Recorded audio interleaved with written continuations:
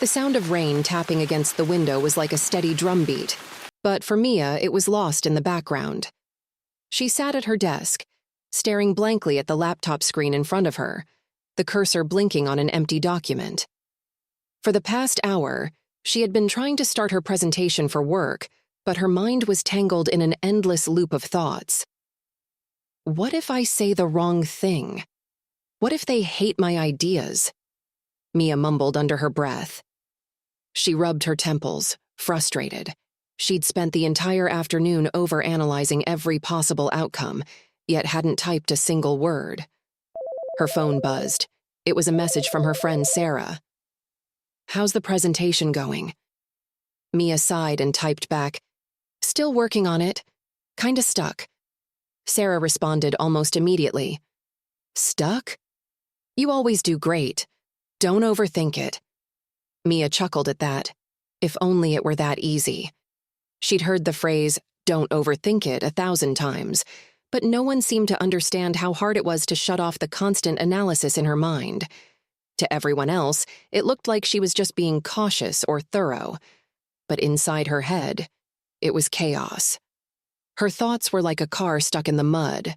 Revving the engine only made the wheels spin faster, but the car stayed in the same place, sinking deeper. The rain outside had picked up, now splattering harder against the window, but Mia didn't move. She had to figure out how to escape the trap of her mind. The next morning, Mia met Sarah for coffee. She needed a break from the anxiety, and Sarah always had a way of calming her down.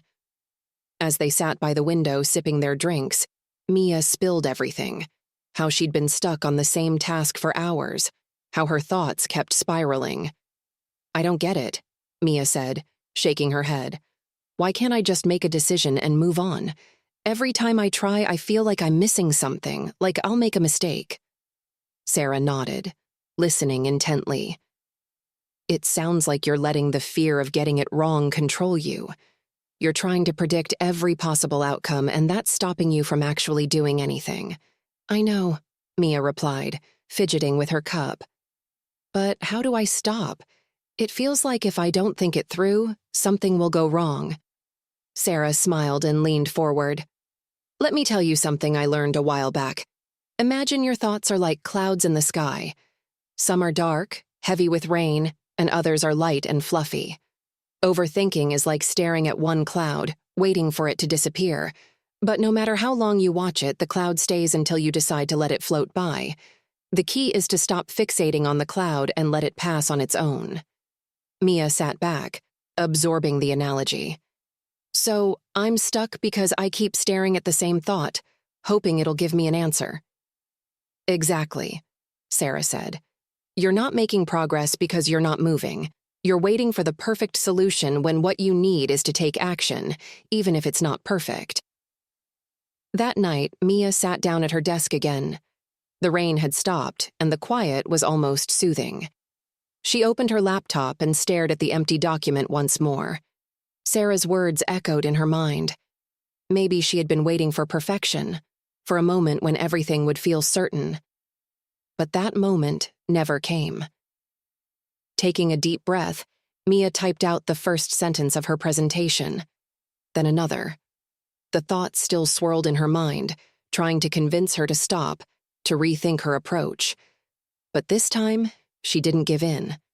She kept writing, even though her thoughts told her to pause and reconsider. After a couple of hours, she had a rough draft. It wasn't perfect, but it was something. And for the first time in days, Mia felt like she was moving forward. The next day at work, Mia stood in front of her team, presenting her ideas. Her heart raced and doubt still flickered in her mind. But she remembered the analogy of the clouds. She let the doubts float by without letting them take over. When the presentation ended, her boss nodded in approval. "Great job, Mia. I love the direction you're going with this." Relief washed over her. But more than that, she felt a sense of accomplishment. Not because the presentation went perfectly, but because she had finally broken free from the overthinking loop that had held her back for so long. Later that evening, as she walked home in the cool breeze, Mia smiled to herself. Overthinking had once been like a storm cloud, always looming. But now she knew how to let it drift by. And that, she realized, was the real victory.